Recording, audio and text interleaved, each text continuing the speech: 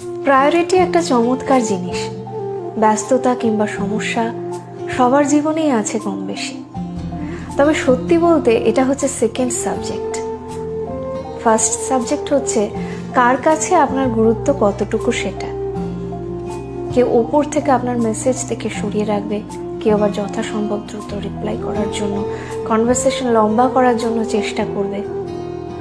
কেউ ঘড়ি ধরে রাত 12টায় জন্মদিনে উইশ করবে, কেউ আবার জানবেই না আপনার জন্মদিন কবে গেল। কেউ আপনার পাশে থাকাটাকে গুরুত্ব দেওয়ার জন্য সব ঝড়ঝাপটা অতিক্রমের চেষ্টা করবে, কেউ আবার সরে যাওয়ার জন্য কারণ খুঁজে খুঁজে বের করবে। যাই বলি না কেন, দিন শেষে প্রায়োরিটির ওপরেই 80% নির্ভর করে সব কিছু। আর এটা আসলেও অন্যরকম জিনিস। কেউ না চাইতেও দেবে, কেউ আবার চাইতেও দেবে না। যারা আমাদের কদর করে, প্রায়োরিটি দেয়, তারা সবসময় ভালো থাকুক আর আমাদের জীবনেই থাকুক।